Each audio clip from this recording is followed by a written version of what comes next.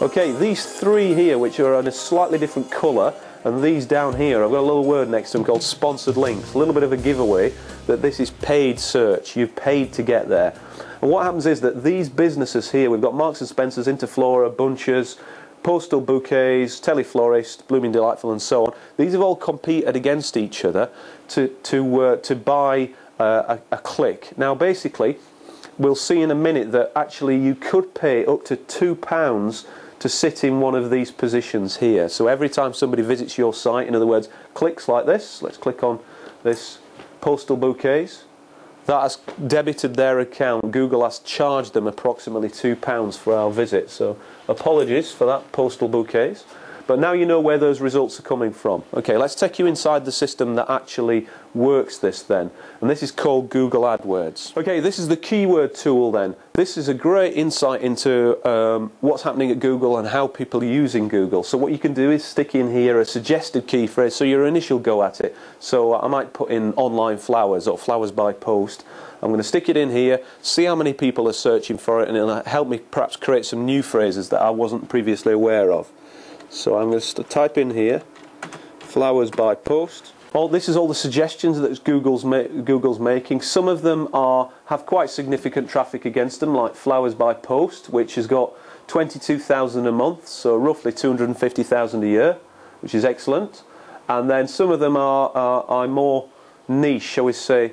Wedding flowers by post, there aren't many searches for, only about 500 a year or something like that. Flowers delivered by post, only 58 a month, so about 600 a year. So the difference between flowers by post, which is getting 250,000 a year, and flowers delivered by post is absolutely enormous. There's a huge disparity between them. This is the difficulty and danger with search engines, is that if you miss and get the key phrase wrong, you can actually miss by an absolute mile. Just by putting delivered in there radically reduces the amount of traffic for it. So in other words, very few people type the word delivered in, they just type flowers by post. Okay, so we now know flowers by post has got a roughly 250,000 searches per year in Google. Okay, so the next thing we do then is find out roughly how much we're going to have to pay for that click.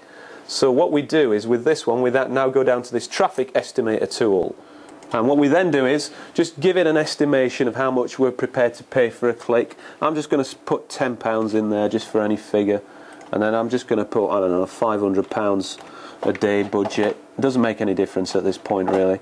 And then what I'm going to do is look for the UK down here. It's come back with us, confirm flowers by post is going to cost us between £2.01 and £2.57. The average CPC stands for cost per click. Now that sounds a lot of money, £2.25 for every time somebody visits. Actually, what you'll find in a little while is that if you can create an advert in Google, your little Google's advert, which has something with a high CTR, in other words a high click-through rate, in other words, every time your advert appears in the Google results, a lot of people are drawn to your advert and click on it. Google will give you a quite radical discount from that. So rather than it being sort of £2.25 on average, you might be paying £1, literally that much difference, because Google want plenty of people. They want the most productive adverts to appear. Okay, so your advert then appears under flowers by post, which it could be, let's say it's this one here, Bunches. This advert here, flowers from $9.99 UK, great value flowers since 1989, free chocolates and free delivery. Now that advert, I know for that particular phrase, about 15% of every time it appears, somebody clicks on that. So, which is quite incredible, because most people say, oh well, I always use the organic results. But actually, this one advert is getting 15% of all those views. And I think it's important to say that with pay-per-click, you only pay every time somebody actually clicks on it like that.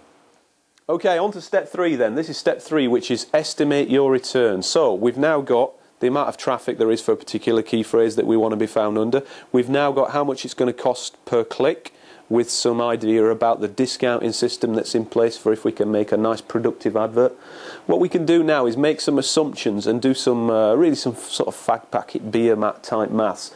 But often it's fairly accurate, and this is what we're going to do here. It's called estimating your return on your investment. So the basic steps at this point are the normalised traffic estimation, which we now know, flowers by post is 250,000, estimated click-through rate, We can go with anything from 1% up to about 15% on that, and we're going to explore a couple of different options. We've then got a campaign budget, so we're going to set a campaign budget. What I'm going to say is we're going to bet or risk £1,000 worth of clicks with this little exercise that we're going to do in a bit. We're going to look at the average cost per click, we're going to look at the amount of traffic that it generates, and then we're going to do two calculations, which are how much does it cost to generate an inquiry. Now this one's more aimed at business services, so mainly speaking you're going to want to use the web to make the phone ring. And we're going to look at a second one, which is cost per order. Most of the time in direct sales you're selling DVDs online, God help you if you are, but if you're selling DVDs online you can't afford really to answer the phone for every single query. You want lots of orders at fairly sort of modest margins. So often it'll go straight, you'll do a calculation that is straight for how much does it cost to acquire that order. The final thing we do then is some summary return on investment, which looks a quick look at your gross margin of your product and see whether it's actually worth doing this pay-per-click stuff. Okay, nice and simple. Okay, here's 4 scenarios then. So what I've done is I've put some simple maths together to help you try and understand 4 different types of business and how it might engage with pay-per-click. First one is a little independent travel company that's selling quite expensive safari holidays. Second one I've called online widget sales in a niche. It's basically industrial kind of products, specialist stuff that is a bit more down this long tail curve which we talked about earlier on.